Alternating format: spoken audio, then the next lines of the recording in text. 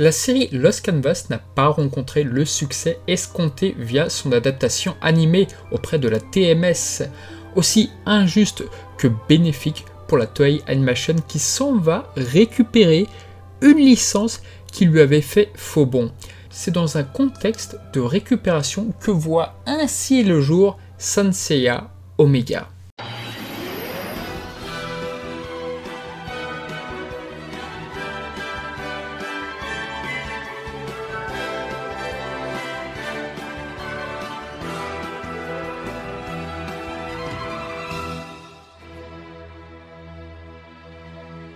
La Toei Animation doit frapper fort ce coup-là. Masami Kurumada est allé jusqu'à confier à un studio concurrent l'adaptation de sa petite protégée. Une humiliation terrible pour la Toei Animation. Et pour ça, ils sont retournés voir le mangaka et lui proposer un projet sur notre licence favorite. On le sait que Michi Himeno ne veut plus participer à un projet Saint Seiya. Il nous faut maintenant concocter une nouvelle équipe. Le producteur de la série n'est pas choisi au hasard. Il s'agit de Go Wakabayashi. Celui-ci travaillait pour la Toei Europe en France. Son expérience sur le terrain en France séduit forcément ce projet. En fait, après avoir incorporé la Toei, j'ai vécu et travaillé 4 ans en France en tant que chargé de vente pour l'étranger. Pendant cette période, j'ai travaillé sur la licence Saint Seiya et j'ai pu constater que la franchise dans ce pays continuait à bénéficier d'une grande popularité et que les produits se vendaient bien. Il y a même un Français qui a chanté Pegasus Fantasy pendant une émission de télé.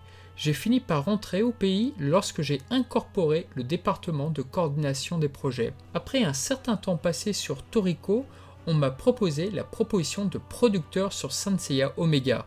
Ce fut évidemment une grande surprise pour moi et je me suis empressé de répondre que je voulais absolument m'en occuper. Go Wakabayashi avait plusieurs idées sur ce projet, notamment de prolonger les aventures de Seiya et de ses compagnons. Il a rencontré naturellement Masami Kurumada. Celui-ci voulait savoir quel genre de projet était-ce. Dans l'idée de Go Wakabayashi, il voulait conquérir une nouvelle génération de fans, n'ayant pas connu la première série. En disant cela, Masami Kurumada rétorqua « Ce serait bien que vous preniez un peu plus de liberté ». Une réponse qui a beaucoup encouragé le producteur. Parmi les souhaits de Masami Kurumada, on note qu'il voulait l'inclusion d'une femme dans le groupe principal, ce qui est ma foi une très bonne idée.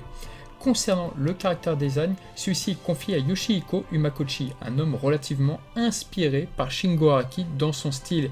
Il produit avant tout un design dans la lignée de ce qui se faisait jadis concernant les clauses de Saint Seiya, mais au final, cela ne se passa pas ainsi pour la Toei Animation. Et la réception des fans, on garde un très mauvais souvenir du Mekai Elysion, en raison de ces maudites armures à animer. Un calvaire. Et là, on parle d'une série TV et non d'une série d'OAV. Le groupe trouve un subterfuge pour permettre de réaliser une meilleure animation. Oui, les clauses ont une nouvelle identité visuelle, bien sûr. Le producteur indique qu'il n'était pas possible pour eux de surpasser les clauses d'origine, s'appuyant sur cela pour explorer une nouvelle direction artistique. Et là, on peut difficilement le nier, mais ce nouveau design provoquera beaucoup de colère et d'indignation chez les fans. D'ailleurs, de nombreuses personnes n'ont jamais regardé la série en raison des designs de ces clauses. Alors, personnellement, j'ai le même problème pour Saint Seiya épisode G, donc je comprends tout à fait. Lorsque débutera la saison 2, les clauses rejoindront quelque peu les anciennes, enfin un peu. Et là, pas de surprise, l'animation est nettement moins bonne. Rappelons que plus un dessin est complexe et chargé en détail, et plus il est difficile à animer. Donc oui, ce choix s'est davantage expliqué pour soulager les animateurs. Par ailleurs, ce nouveau design permet à Yoshihiko Umakochi de s'en donner à cœur joie sur les épisodes auxquels il a participé. J'ai pu m'atteler au design des clauses avec une grande liberté. À vrai dire, j'ai rarement disposé d'autant de liberté sur d'autres œuvres. Et c'est pourquoi je m'en donne à cœur joie pour profiter au mieux de cette liberté en réalisant mes designs. Cela ne m'empêche cependant pas de devoir retravailler encore et encore mes designs. Et à la fin, je fais en sorte de prendre la priorité sur la facilité d'animation. Je trouve que diminuer la quantité de traits place l'emphase sur la silhouette de chaque personnage. Et c'est pourquoi, comme vous pouvez le voir, chaque personnage a une silhouette qui le distingue de très bien des autres. Je pense qu'il y aura peut-être des gens qui seront réticents à ces designs parmi les fans de l'ancienne Claws, mais c'est le nouveau style de Claws que nous voulons mettre dans Omega. Wakabayashi-san m'a dit de faire du métal élastique en partant du principe de Claws, faite de matériaux inconnus. J'ai fait un design simple en pensant à l'animation de cette œuvre plutôt que de s'attarder sur de nombreux détails. Je veux un design qui donne envie aux animateurs de dessiner ces personnages, quel que soit le nombre de plans à réaliser. Et c'est pourquoi ces clauses donnent tant l'impression d'épouser la silhouette des personnages. La réalisation est confiée à Morio Atano, que les fans de Dragon Ball Super connaissent, puisqu'il fut chargé d'adapter la partie centrée sur Black Goku, un réalisateur fortement influencé par la poésie de Shigeyasu Yamauchi. Pour le producteur, et ainsi que pour moi d'ailleurs, Morio Atano est probablement le meilleur disciple de Yamauchi. Ces épisodes l'ont montré. Il a réellement compris l'émotion de Saint Seiya dans la série d'origine. Notons que Makochi et Atano avaient déjà collaboré ensemble pour la série Precure. Les musiques, eh bien, d'ailleurs, savez-vous comment sur la toile on a su l'existence du projet Saint Seiya Omega? Eh bien, par Seiji Okoyama lui-même. En effet, il avait été approché pour composer les musiques, mais semble-t-il que les prix n'étaient pas assez intéressants pour lui. C'est donc Toshihiko Sahashi qui reprend le flambeau en effectuant au premier abord des variations sur le thème de la série d'origine. Ces nouvelles compositions seront néanmoins très intéressantes, mais on en reparlera. Maintenant, parlons un peu des héros. Et oui, malgré le nom de Saint Seiya dans le titre, Seiya n'est plus le héros et c'est désormais Kuga de reprendre le flambeau. Chose rare, mais l'équipe avait directement en tête Hikaru Midorikawa pour l'incarner. Ce qui est étonnant, c'est qu'on voulait lui attribuer au début une autre constellation que celle de Pégase. En effet, Koga fut un temps pressenti pour être le saint du loup. Une idée qui pouvait également renvoyer à Fuma no Kojiro, doté d'un style japonais faisant référence au ninja. Cela dit, Atano a déplacé les premières idées du loup sur Haruto. Sur la conception de Yuna, il fut un temps envisagé qu'elle ne soit pas une femme sainte. La problématique avec Yuna était de faire d'elle une combattante sans qu'elle soit affublée d'un masque. Au final, ce personnage a tout simplement décidé de ne pas se soumettre à la loi des femmes masquées. Pour le Saint des Dragons, Ryuo devait faire un lien entre la nouvelle et l'ancienne génération. Parmi les anciens saints, il y avait au fond que Shiryu qui puisse véritablement avoir un enfant. Notons que l'idée de donner un fils à Shiryu sera plus tard reprise dans Saint Seiya Next Dimension, mais le nom sera différent, à savoir Shu Ryu. Ironiquement, Ryuo évoque davantage le caractère doux et fragile de Shun plutôt qu'un fils spirituel à Shiryu. Nous avons également Soma du Petit Lion qui rappelle grandement Jabu, voire Katori dans Rin Nikakero, le meilleur ami du héros. Surprise, nous avons ici 6 héros et non pas 5. Cela dit, Eden rejoindra très tardivement le groupe. Il est d'ailleurs le saint d'Orion, une constellation qui n'était que présente dans le premier film en tant que Ghost Saint. Il jouera un rôle clé dans la série. Les constellations des héros sont différentes des anciennes, à l'instar de Saint Seiya Lost Canvas, où Tenma est accompagné du saint de la licorne et de la grue. Ce choix, toutefois, s'explique sur une raison différentes. Les personnages principaux se sont retrouvés au nombre de 6 après l'ajout d'une fille dans le cast principal, et nous avons alors déterminé quelles seraient les personnalités et points particuliers de chacun. De plus, comme cette fois le Cosmo possède des attributs élémentaires, les personnages ont pu être imaginés en fonction de leurs éléments. Koga est un jeune garçon neketsu et fonceur, mais je ne l'ai pas juste imaginé comme un héros typique de manga shonen, il possède aussi une certaine part d'ombre en lui. Même s'il est de l'élément de la lumière, quelque chose en lui donne une impression de ténèbres. Mais je pense que vous comprendrez mieux ceci en voyant l'histoire à venir. Et oui, Saint Seiya Omega hérite d'un concept assez traditionnel dans les shonen, voire dans les jeux vidéo, les éléments. Une manière de pouvoir utiliser le Cosmo autrement que dans la première série. Malheureusement, ça ne fonctionnera guère sur la série. Et au final, plus la série avancera, et plus ce concept passera à la trappe. L'intrigue se passe plusieurs années après Elysion, et ce pour permettre à de nouveaux jeunes de reprendre le flambeau. Next Dimension étant encore en cours, pas question de toucher à la mythologie grecque. Ici, l'antagoniste de la première saison est Mars. Son design est radicalement différent de ce qui avait été fait jadis. Déroutant, mais néanmoins très puissant, la série commence aussi en le voyant s'opposer à Seiya, avec au fond Athéna et un bébé qui n'est autre que Kuga. Et là, chose incroyable, la Toei Animation, comprenant que cette série s'adresse à une nouvelle génération de fans, mais également aux anciens, Toru Furuya récupère son rôle de Seiya, et peut-être même pour satisfaire Masami Kurumada, qui sait. Il sera toutefois le seul comédien de la série d'origine parmi les anciens bronzes à reprendre son rôle. On note toutefois également le retour de Mami Koyama dans le rôle de Shaina. Le scénario n'utilisera que les anciens héros avec parcimonie. D'ailleurs, Ikki, présent dans les flashbacks, n'apparaîtra jamais dans la saison 1. Car autre particularité, Seiya et ses compagnons ont perdu face à Mars jadis. Ceux-ci héritent du cosmos des ténèbres, une malédiction les empêchant de combattre et les obligeant à se retirer. C'est également lors de cette bataille, à cause d'un élément mystérieux dévoilé à la toute fin de l'intrigue, que les clauses vont se transformer. La première partie du scénario est déroutante.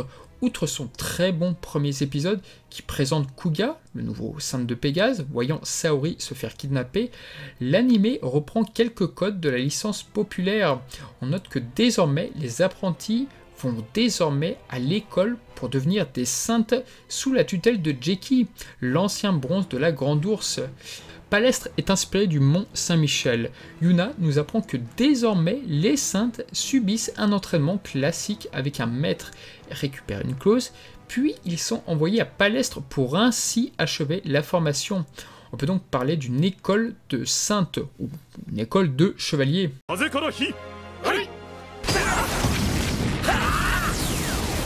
L'aspect chevaleresque est quelque peu laissé de côté. Les premiers combats, alors on ne va pas se mentir, mais c'est pas les plus marquants. Du moins ceux du tournoi, c'est une sorte de remake du Galaxian War dirigé par le mystérieux Yonya. Parmi les héros, Yuna sort un peu du lot, donnant une image de grande sœur pour les autres protagonistes. Haruto est le dernier à apparaître, un personnage qui ne fit pas l'unanimité parmi les fans à l'époque, en raison de son nom et de ses techniques rappelant grandement un autre animé très populaire à ce moment-là. Les choses bougent au moment où nous faisons la connaissance du nouvel Athéna. Quelle est donc cette imposture? À ce moment-là, Yonya fait beaucoup penser au conte Dooku de Star Wars et révèle être le saint du Capricorne. Et la surprise, car après Lost Canvas, épisode G, ça aurait été un petit peu rebondant d'avoir un Gold Saint de la série représentant Shura. Mais les Gold Saints de cette série présentent quelques différences plutôt bienvenues. Ici, Yonya, il ne dispose pas d'Excalibur, mais contrôle les gestes de son adversaire par la parole. La nouvelle Athéna se nomme Alia, et très vite Kuga se lie d'amitié avec elle et veut désormais la protéger.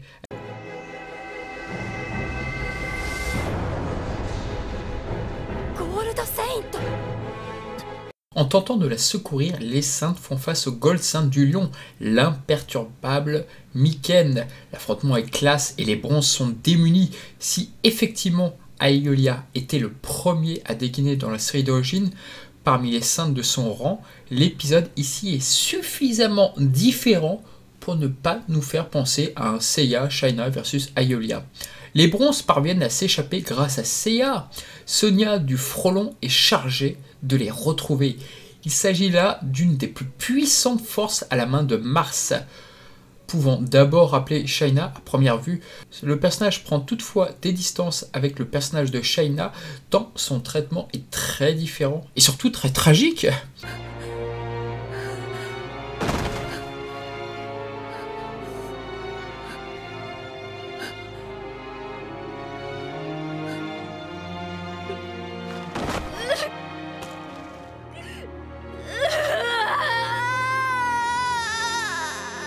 Une autre particularité est qu'elle est la meurtrière du père de Soma, un meurtre qui autrefois a traumatisé Sonia elle-même. Vient du coup la partie peut-être la moins passionnante de toutes, l'affrontement avec les Silver Saints et les héros qui doivent trouver en parallèle des ruines, rappelant un peu les jeux Tales of. Naturellement, tous les Silver Saints échouent dans leur mission. Mention spéciale à Michelangelo du Burin, qui lui refuse de se battre et fuit la bataille. Malgré ces batailles, les interactions avec les personnages sont intéressantes, y compris avec Alia, tant les personnages sont assez différents entre eux. L'ironie du sort est qu'avec l'avancement de Kuga, il est stoppé par un bronze saint en fait. Et c'est-à-dire qu'il s'agit d'Eden. Le combat, il est magnifique et très bien réalisé. Un plan fait d'ailleurs grandement penser à l'OAV 13 de Junikyu.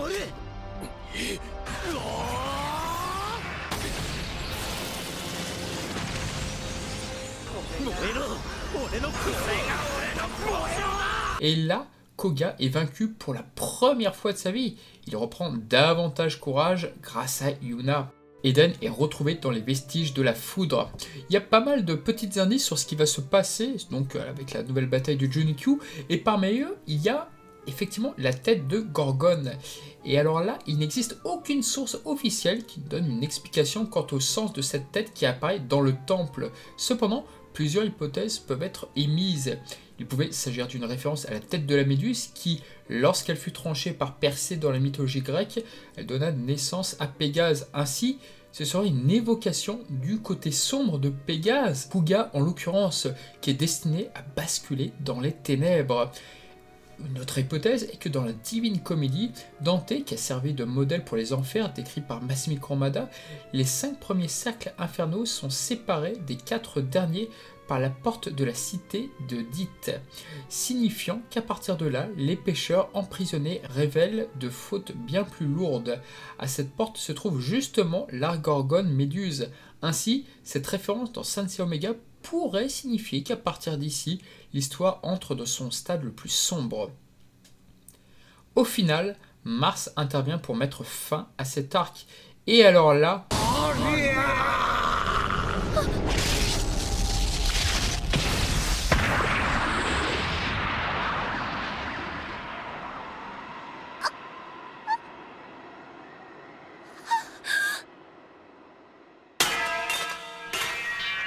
Alia est tuée dans cet affrontement.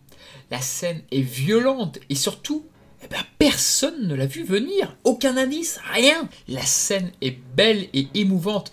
Et vient, une chose très demandée, une nouvelle traversée des marches. Oui, je sais ce que vous allez me dire, Lost Canvas, lui au moins, il ne l'avait pas fait. Alors, on nous présente donc un à un les nouveaux Gold Saints. La série abandonne les colonnes grecques. Ici, chaque Gold a modifié le lieu de son temple. Sans surprise, ou presque, Kiki est le nouveau Gold Saint du Bélier. Et à l'instar de Mu, il répare les clauses bien abîmées peu avant Mars. La rébellion de Kiki n'échappant pas à Mars et Médée, il affrontera plusieurs Martiens avec... Harbinger du Taureau, un personnage assez original tout autant que sa voix. Kazuki Yaoi, son passe-temps est de briser les os de ses adversaires. Le scénario révèle ô combien la vie ne l'a pas fait de cadeau. Il est pour la loi du plus fort, ce qui explique pourquoi il suit Mars. Son combat n'a pas beaucoup de points communs avec Aldébaran versus Seiya, si ce n'est que dans les deux cas, le Saint du Taureau reconnaît la valeur du Saint de Pégase à la fin. Harbinger dans la saison 2 sera utilisé pour, je pense, le meilleur épisode, oui.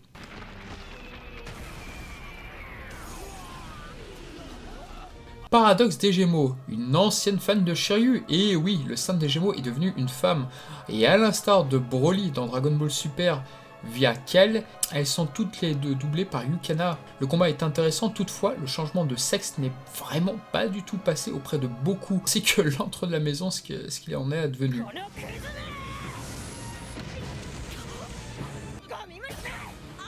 Chiller du cancer, un brin insipide car sur le plan psychologique, il est bien trop proche de Deathmask. Il est toutefois original de le voir confronté à Yuna et non à Ryuo.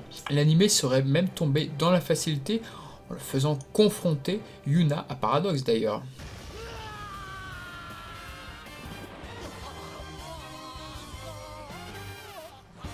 Miken, doté d'un grand sens de l'honneur, le Saint du Lion est un de mes favoris, et tous les épisodes qui le mettent en avant sont très bons généralement. Il a été le maître d'Eden pendant sa jeunesse. On a le droit à un combat intéressant entre le lion et le petit lion via Soma. A l'instar d'Aiolia, Miken se posera les bonnes questions, mais il meurt sans que cela soit narré. Et on a longtemps pensé qu'il reviendrait dans la saison 2, mais en fait non. Alors un choix aussi étonnant que courageux. Pour finir, Miken est un des rares personnages à connaître la véritable identité de Mars, car il a été son ami bien avant que Mars n'entre en guerre avec les chevaliers d'Athéna. Fudo, cet idéaliste est très puissant. La première partie du combat est géniale. Oui, bien sûr, sa supériorité fait écho avec Shaka, mais ceci est fait vraiment très différemment. Et les bronzes ont bien du mal à riposter, d'autant que pendant une partie du combat, Fudo est sans sa clause. La seconde partie du combat est nettement plus expéditive via un combat court avec Eden qui le fait changer d'avis. Genbu de la balance. Il a un passé très similaire à Oko. D'ailleurs, beaucoup de personnes sur les forums auraient préféré voir Oko que ce nouveau personnage. Alors, personnage exclusif à la première série, Shiryu étant doté d'un Cosmo des Ténèbres, impossible de faire de lui le saint de la balance, d'autant qu'il aurait été inconcevable de le voir aux côtés de Mars. Genbu est du côté de Koga et de sa clique, et affronte pour eux le redoutable saint du Verseau. Sonia, tardivement promue Gold Saint du Scorpion, nous avons affaire à un combat tragique. On ne sait pas qui a eu l'idée en premier du changement de sexe du Scorpion, si c'est Sensei Omega ou bien est-ce que c'est le film Sanctuary, qui était déjà bien avancé à ce moment-là. Médée et sa belle-mère, elle accepte sa requête de devenir le saint du Scorpion, mais Sonia est instable psychologiquement, et ce, depuis ses affrontements avec Soma. La réalisation de l'épisode est ambiguë. Pour beaucoup de personnes, Sonia s'est suicidée. Pour d'autres, la folie l'a gagnée sur la toute fin. Un épisode extrêmement triste et touchant.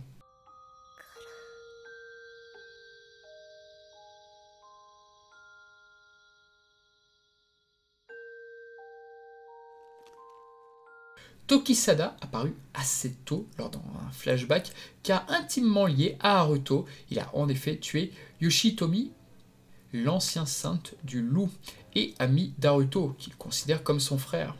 Ce nouveau saint du Verseau n'a pas grand chose à voir avec Camus. Tokisada manipule le temps. Notons que la clause du Verseau est victime d'un envoûtement. Il affronte donc Ryuo et Haruto dans une autre dimension. Tokisada est un des rares personnages à faire un comeback d'ailleurs dans la saison 2. Un personnage qui malheureusement rebute beaucoup de personnes. Yonia, donc le saint du Capricorne, c'est à Koga et Yuna qui incombent d'affronter l'ancien directeur. Ce traître est en réalité amoureux d'Athéna et c'est ironiquement rangé du côté de Mars pour mettre un terme à toutes ces épreuves. Oui, là-dessus c'est un peu étrange. Outre cela, le court combat est de qualité, mais on s'attendait à davantage pour ce personnage relativement mis en avant dans l'histoire, rappelant encore plus le côté de Comte Dooku, puisque lui aussi, son sort était assez expédié dans l'épisode 3 de Star Wars. Beaucoup de bruit, beaucoup de choses pour Ionia, mais malheureusement, une fin assez abrupte qui déçoit. J'aurais préféré qu'il ait un plus grand rôle que ça. Mars, le dieu de la guerre qui a autrefois affronté les troupes d'Athéna. Il se nommait jadis Ludwig. Il vivait heureux avec sa femme Misha et sa fille Sonia. Malheureusement, suite à un attentat terroriste, Misha meurt. Ludwig est en mode Dexter ou Punisher, tue de nombreux criminels. C'est en voyant la planète Mars qu'il devient ce dieu. Voulant en faire une planète plus juste, il se heurte à Athéna. Le combat est toutefois trafiqué par Médée qui utilise un Cosmo des Ténèbres. À ce moment-là, le corps de Mars est transformé et assimile une grande partie du cosmos d'Abzu. C'est à ce moment que les clauses vont radicalement changer. Bien plus tard, il enfermera Seiya dans sa galaxie. Il sera vaincu par Koga et son fils Eden. Amor. Alors, si je devais faire un classement de mes Gold Saints favoris en dehors de la série d'origine, je pense qu'Amor figurait tout en haut. J'adore ce personnage. Je crois que je pourrais en faire une vidéo entière sur lui, tellement il y a des choses à dire. Alors, Pour une fois que le Saint des Poissons est réellement le dernier rempart, il met en danger tous les bronzes. Il est charmeur, mais sa puissance est réellement prodigieuse. Ce personnage était gardé secret, et d'ailleurs, aucun de ses pairs ne le connaissait. Personnage qui devait être à l'origine chauve, en plus. Par ce personnage, les scénaristes semblent s'être amusés. Habituellement, quand un personnage raconte son passé, on n'a aucune raison de douter de la véracité de ses dires. Et bien ici, à mort, il dévoile son passé avec sa sœur Médée, mais aussitôt dit, il révèle que tout était faux, une manière de se moquer ouvertement de Koga et d'Eden. De même qu'on a eu plusieurs combats où Koga, via le Pegasus Ryuseiken, il atteignait sa cible en fin d'épisode. Et ici, à mort, il se déplace avant que ce dernier pendant que ce dernier est en train de dire son attaque, il se déplace et pour dire attendez, tu croyais pas que j'allais attendre pendant que tu es en train de faire ta technique? C'est un troll ce personnage par rapport aux règles des Shunen ou par rapport à Saint-Seiya, mais c'est incroyable. Même si finalement Amor est trahi par sa propre sœur, Médée, celle-ci veut en effet voir réveiller Apsu par l'intermédiaire de son frère. Amor est vaincu d'une manière abrupte et du coup, même la fin de ce personnage m'aura étonné. Même ça aura été totalement imprévisible. Un personnage inoubliable dans mon cœur. Il semble être inspiré par Gilgamesh de la série Fate Stay Night. Et là, on arrive vers le boss de fin, Abzu. Oui, je l'ai dit plus tard et je l'ai dit un petit peu avant, mais le voilà. Personnage dissimulé à travers Médée, la mère d'Eden et la nouvelle femme de Mars, qui en réalité conspirait sur pas mal de choses. Et le très bon épisode 26 où il était possible d'avoir quelques indices sur ce dieu, tels que l'obscurité ambiante de l'Ereberus ou encore l'omniprésence de l'eau, attribut affilié à Abzu. Abzu est un dieu primordial mésopotamien qui a pour épouse la dragonne Tiamat, qui historiquement parlant font partie du premier panthéon à avoir été révéré par l'humanité. Son apparence fait polémique chez de nombreux fans car ne ressemblant en rien à ce qui a été fait jadis. Il s'inspire du chérub tétramorphe des Babyloniens repris par les religions abrahamiques. D'abord ayant obtenu le corps de Koga et devenant presque quasi invincible, fort heureusement, l'intervention de Seiya et de Yuna changera la donne. On arrive alors sur un épisode décisif, que vous aimiez ou non Saint Seiya Omega, et bien pour moi, l'épisode 51 est ce qui se fait le mieux sur l'univers Saint Seiya. La réalisation d'Atano, elle est extraordinaire sur cet épisode. On pourrait presque comparer ce résultat à son épisode final dans Dragon Ball Super, où Végéto affrontait le terrible Goku Black. Dans les deux cas, l'extraordinaire clause du Sagittaire, sauvant toutes les situations dans les années 80, ne sera guère suffisante, et à moindre mesure, la fusion de Végéto dans Dragon Ball Super ne parviendra pas à résoudre donc le grand Black Goku. Un grand épisode qui restera dans les mémoires, tout du moins pour ceux qui ont continué à regarder Saint Seiya Omega malgré un début difficile à n'en pas douter. Et chose surprenante, une saison 2 voit le jour. Déjà, premier constat, Bandai n'est pas rentré dans ses frais avec la première saison. En effet, une forte demande au Japon se fait savoir de par les parents qui voulaient juste pour leurs enfants des figurines transformables à un prix raisonnable. Ne voulant pas prendre un risque financier, ils n'ont pas fait appel à l'équipe de la saison 1, car étant trop cher, ils ont donc imposé des clauses massives d'aspect métallique pour en faire des figurines. Les saisons 1 avaient une bonne audience, mais le merchandising ne suivait pas du tout. C'est dans ce contexte-là que vient la décevante saison 2. Le sanctuaire est de retour, suite au Cosmo des Ténèbres qui n'est plus, les clauses sont différentes, tout du moins pour celle des héros, et de Ichi, mais lui c'est un incident, on n'a jamais compris pourquoi. Le réalisateur attitré est Nagamine, le célèbre réalisateur du film Dragon Ball Super Broly, dites-moi. Mais il quitte le projet pour être rappelé sur Precure. Il ne réalisa que le premier épisode de la saison 2. Frustrant, oui, très.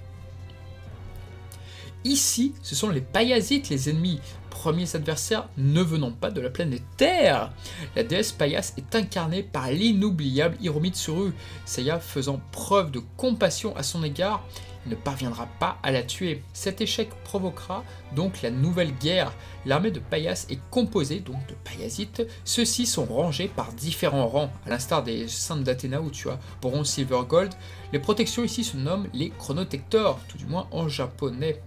Contre toute attente, les Paiasites de 3e rang, et donc les plus faibles, se révéleront ironiquement plus dangereux que les seconds rangs, qui eux seront pour la plupart des cas inexploités. Oui, la plupart des rangs 2, je ne sais pas ce qui s'est passé.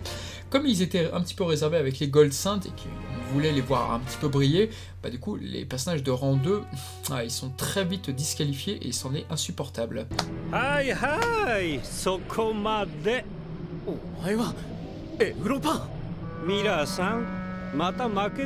Parmi ces nombreux adversaires, au nombre de 22, quelques-uns sortiront du lot comme le fourbe Europe, incarné par le savoureux Issei Futamata. Le scénario ne cessera de le faire esquiver les grands combats malgré tout.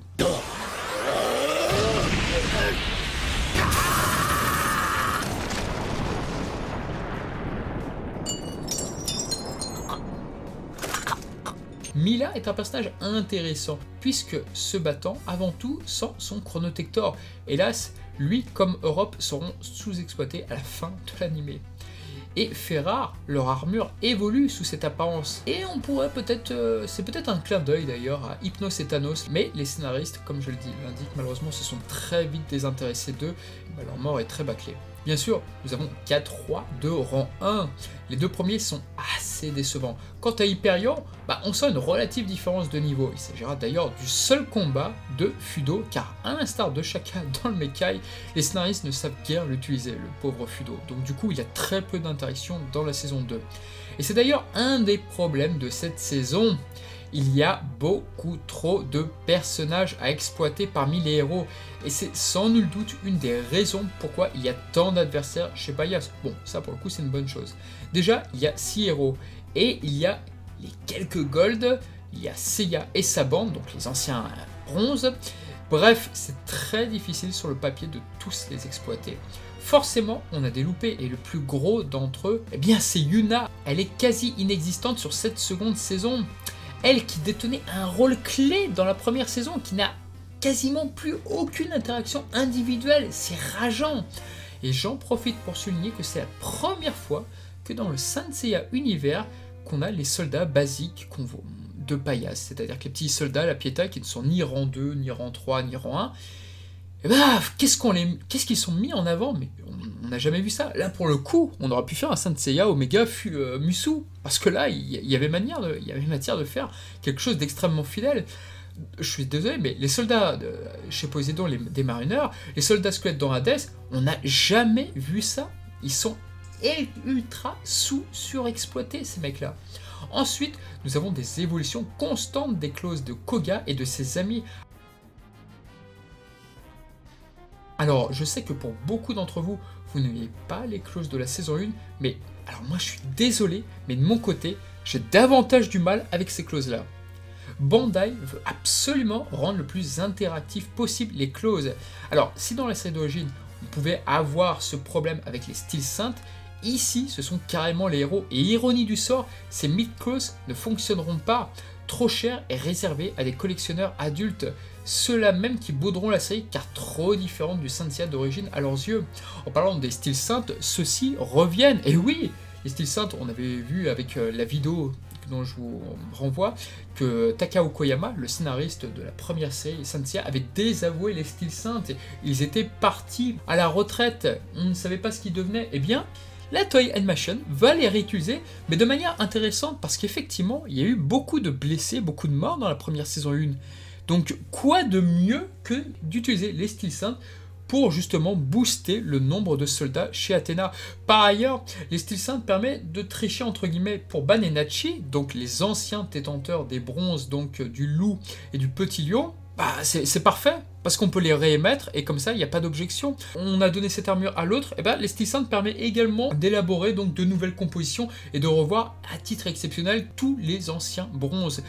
et donc ceux de l'ancienne génération. L'antagoniste est caché dans l'opening, mais très vite, dès le second épisode, voire peut-être même le premier, allez, on se doute déjà qu'il se trame quelque chose autour du jeune Subaru, rappelant parfois Jabu ou Seiya à leur début. On a l'impression d'avoir une personne du staff de la Toei Animation derrière nous et nous dire « Hey, t'as vu? Il est étrange ce personnage, t'as vu, hein, il est étrange, y a pas un truc spécial lui ?» Ça force un peu trop sur son mystère. Le personnage évolue et est d'une aide certaine pour Koga, avec qui il se lie d'amitié. De style saint, il devient le saint du petit cheval, une constellation qui n'avait jamais été utilisée.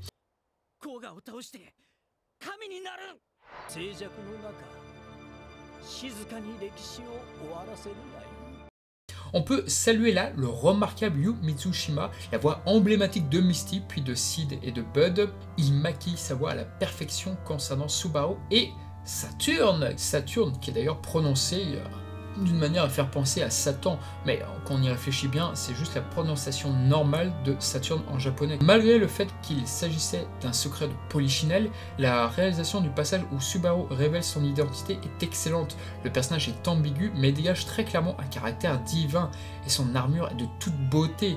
Une véritable réussite sur ce character design à ne pas douter. Malgré un très bon dernier épisode, bien que très classique par rapport à celui de la première saison, la saison 2, elle est très complexe. C'est une série très difficile à chroniquer, Saint Omega, car elle s'adresse autant à une nouvelle génération qu'aux anciens, notamment avec la saison 1 par ses choix étonnants. Par exemple, les talismans qui remplacent les Pandora Box, un choix qui est jugé scandaleux par de nombreux fans. Parce que pour beaucoup, Saint c'est pas un truc de Magical Girl, c'est pas des gens avec des pendentifs, non, c'est des clauses. Et ça a énormément déplu, ce qui est largement compréhensible, j'ai envie de dire. Et pourtant, cette série ne tourne pas le dos aux anciens fans, puisque c'est Toru Furuya qui incarne Seiya, et ce choix est bien plus important qu'il n'y paraît. Un choix pour faire revenir les anciens, tout du moins au Japon. Soit dit, en France aussi, on a eu Éric Legrand, donc ça va aussi. De nouvelles idées sont proposées, certaines marchent, certaines ne marchent pas, comme les saintes rattachées à des éléments, et la série doit s'en séparer en cours de route. La série est très souvent attaquée en France comme étant destinée aux très jeunes enfants. Alors d'accord, mais la série d'origine, elle l'était aussi à la base. Elle était adaptée pour les jeunes enfants en dernières années d'école primaire. Toutefois, cette attaque est là, car comme je l'ai dit, oui, le design et le parti pris de la première saison en a découragé plus d'un. Pourtant, on trouve des moments violents, fort heureusement. Et l'épisode 26 fut un véritable uppercut, tant la mort d'Alia était inattendue. Il n'y aura pas de retour sur elle, pas de résurrection, nada. Un choix surprenant et extrêmement courageux. Il y a aussi la série télé Saint Seiya Omega, qui a bien relancé la franchise depuis un an au Japon. Ouais. J'en ai pas entendu du bien, justement. Forcément, alors, moi je connais très bien le producteur du dessin animé, parce qu'avant c'était le patron de Toei France, et maintenant il est retourné au Japon, et il produit cette série entre autres. Et je suis allé bouffer plusieurs fois avec lui, parce qu'on a pas mal de projets ensemble autour de Saint Seiya, et il m'expliquait que de toute façon... que ce soit Saint Seiya Omega ou n'importe quel autre animé, aujourd'hui tu peux plus faire ce qu'on avait dans les années 80. C'est-à-dire que aujourd'hui, les associations de parents, elles existent aussi au Japon, et elles font chier comme les associations de parents en France ou aux États-Unis. Il m'a dit par exemple, pour Saint Seiya, ils ont eu une autorisation spéciale. Pour pouvoir se mettre des patates dans la figure. Dans les dessins animés japonais, aujourd'hui, tu frappes plus... Enfin, dans les dessins animés japonais qui sont diffusés à heure de grande écoute, dans les nouveaux dessins animés japonais qui sont diffusés à heure de grande écoute, tu peux plus frapper quelqu'un au visage. Bientôt, ça va être l'inverse, ça va être au Japon, ça va être ces comics américains qui terrorisent nos enfants. Le système à l'envers, parce que dans les années 90, il y a eu des grosses polémiques en France. Et c'était hyper dur, parce que moi, je lui disais, bon alors, ils sont sympas avec leur porte-clés qui se transforment en armure, mais... quand est-ce qu'il y en a un qui se crève les yeux, quand est-ce qu'il y en a un qui se sacrifie, qui donne du sang et tout machin, et il me disait, c'est plus possible. On voudrait le faire qu'on pourrait pas. Ah mince, d'accord. C'est triste, hein. Donc ça a bien changé. Et tu regardes tous les dessins animés qui aujourd'hui sont diffusés à heure de grande écoute. Au Japon, il y en a très très peu où justement les personnages se frappent dans le visage. Il faut une autorisation. Bien loin d'être une série simpliste, l'œuvre s'appuie sur de nombreuses allusions chrétiennes, telles que le mythe de la tour de Babel. Là où, pour Lost Canvas, les fans attendent et veulent une 3e saison, personne n'en attend une pour Saint Seiya Omega. Et par ailleurs, les saisons 1 et 2 sont tellement différentes qu'il est impossible de les mettre au même pied d'égalité. J'ai notamment dit que je préférais la première, mais pour d'autres fans, eux, préfèrent la seconde. Mais très peu de personnes peuvent dire aimer les deux saisons, tellement elles sont différentes. La seconde saison essaye de récupérer peut-être les fans déçus, d'où la résurrection des Pandora Box, notamment des clauses un peu plus massives et surtout les Bronze 5 sur le devant de la scène, dont Sherry qui redevient le Gold Sand de la balance. Donc il y a vraiment ce parti pris dans la saison 2 quand même de faire plaisir à de nombreux fans. Malheureusement, c'est pas assez bien développé et surtout le rythme de la saison 2. Non, moi honnêtement j'ai vraiment du mal avec ce rythme là et puis surtout avec les nombreux Payazides, les soldats Payazides, ceux qui ne sont rattachés à aucun rang, de même qu'il y a quelques petites incohérences. Par exemple, il dit que Ikki, s'il n'était pas là dans la première saison, c'était parce que voilà, il enquêtait justement sur Saturne, et il affrontait l'un des rangs 1 à ce moment-là. Mais comment pouvait-il affronter des personnages de rang 1, sachant qu'il avait sur lui le Cosmo des Ténèbres, l'empêchant d'utiliser son Cosmo? Donc il y a des petites choses comme ça, et par ailleurs...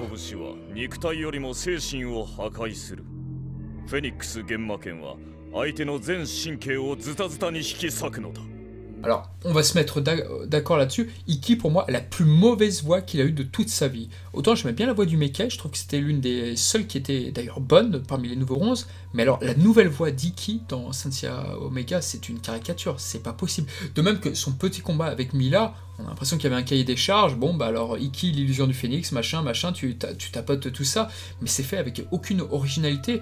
Et du coup, non. Pourtant, oui, peut-être que le combat avec Eudeon contre le rang 1, c'était sympa. Mais voilà, en tout cas, il y a eu énormément de personnages, on s'y est un peu perdu, et c'est pour ça que le rythme de cette saison, il est pas facile. Après, il y en a qui peuvent passer outre ça, et comme je le disais, il y a 2-3 épisodes que j'aime beaucoup, et en particulier où Harbinger, le saint du taureau, affronte Titan, le premier personnage de rang 1, le plus populaire et celui qui avait été mis en avant. Alors, Titan de rang 1, c'est assez particulier. De par son corps d'adulte, on se pose un petit peu des questions sur lui, le fait qu'il soit amoureux de Paias, qui elle est un enfant, donc déjà ça fait un petit malaise, mais son design est vraiment très réussi. D'ailleurs même son chronotector est plutôt bon, même si on le préfère sans. Et c'est vrai que le combat avec Harbinger, il est très intéressant parce que Harbinger pose là de très bonnes questions. Et ça va au-delà du gars qui veut casser les os et compagnie. Et ce combat, il a été inattendu et ça a été une surprise incroyable pour beaucoup de fans. Parce que quand on voit le résumé de l'épisode précédent, on dit « Ah, c'est autour du taureau, ouais, ok, super ». Et du coup, non, personne ne s'attendait à ce que l'épisode soit si bon. Donc du coup, il doit y avoir 4-5 épisodes que j'aime beaucoup de la saison 2, et celui-ci, nul doute qu'il en fait partie, car il est vraiment très intéressant. Le combat suivant avec Seiya et Titan est pas mal, mais il est beaucoup plus classique dans sa narration, tandis que le combat avec Harbinger, lui, est vraiment très original. Donc si je vous recommande de revoir un épisode de la saison 2, c'est bien celui-ci.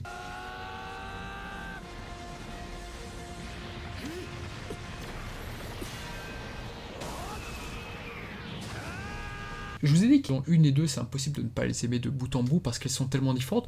Par contre, il y a un aspect qui est constant sur Saint-Seiya Omega, ce sont les musiques de Toshihiko Sahashi. Alors moi, je les aime beaucoup, ces musiques. Évidemment, c'est très difficile de passer après Seiji Yokoyama, mais je trouve que ce compositeur s'en est très bien sorti. J'ai beaucoup de tendresse sur le thème d'Athéna qu'on peut entendre justement dans le flashback lorsque Mars raconte l'histoire.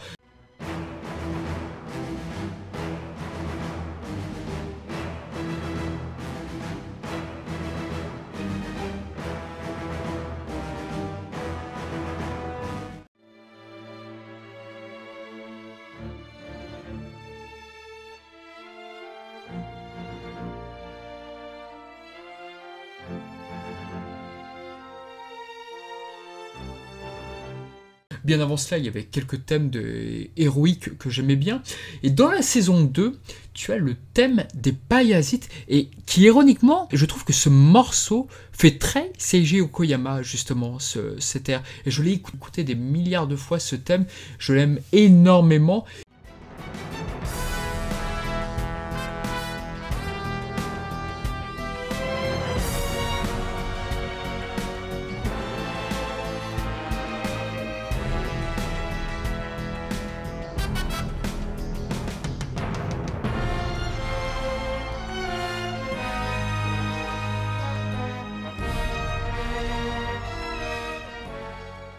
et pour moi c'est un excellent compositeur. Je suis très déçu qu'avec Saint Soul of Gold, malheureusement, ça a été fait un petit peu à l'arrache, car effectivement on retrouve beaucoup moins son talent, même s'il y a quelques belles musiques, malheureusement elles sont beaucoup moins bonnes je pense que Saint Seiya Omega.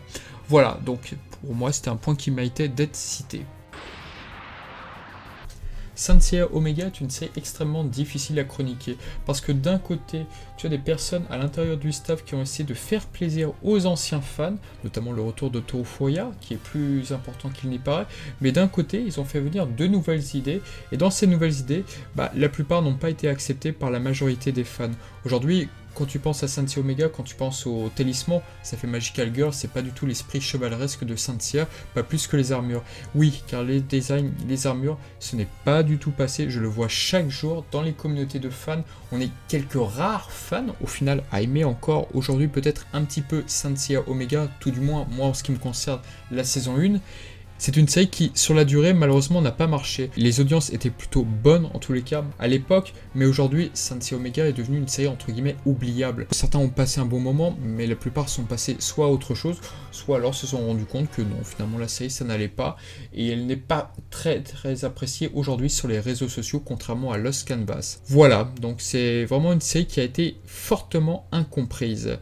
On peut rajouter cette petite anecdote plus importante qu'il n'y paraît, mais ce qui s'est passé, c'est que AB Productions ne s'est pas du tout battu pour obtenir les droits de Saint Seiya en France. Concrètement, AB Productions ne croyait pas du tout en la force commerciale de Saint Seiya Omega, et c'est Mangakana qui a récupéré les droits. C'est-à-dire qu'en France, ils se doutaient que la série était tellement différente qu'elle ne parlerait pas forcément au grand nombre. Et en ça, ils ne se sont peut-être pas trompés AB Productions là-dessus. Mangakana, par l'intermédiaire d'un podcast, avait d'ailleurs révélé qu'ils n'avaient plus les droits de Saint Seiya Omega. Ils n'ont pas renouvelé les droits, donc pour ceux qui attendaient une saison 2 en Blu-ray, c'est terminé. Donc les DVD de Saint Seiya Omega que vous voyez dans les rayons vont progressivement disparaître. La série, évidemment, n'a pas à ce point-là marché, comme vous pouvez vous en douter. Voilà, écoutez, moi, quant à moi, je vous dis à bientôt pour de nouvelles vidéos, et je pense un petit peu raccourcir le format de mes vidéos qui est beaucoup trop long pour les prochaines, et peut-être refaire des formats un petit peu plus courts comme ce que je faisais à mes débuts. Voilà, à très bientôt pour de prochaines vidéos.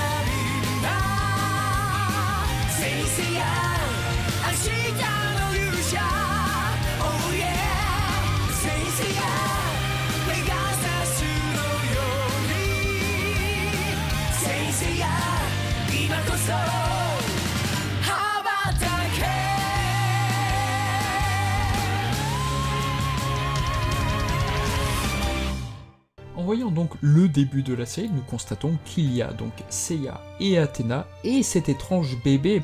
On a longtemps cru que Koga était donc le fils de Seiya et Athéna. Honnêtement, quand on voit l'introduction, on ne peut pas penser le contraire. Et pourtant, je ne sais pas pourquoi, on ne sait pas, mais ils se sont ravisés sur cette idée, enfin en tout cas elle a été suggérée, ils ne l'ont jamais confirmé, lors du flashback où on peut y voir donc la bataille entre Mars et Seiya. Koga ainsi que Alia venaient en fait d'un orphelinat qui avait été détruit lors de la bataille. Donc non, Koga n'est pas le fils de Seiya.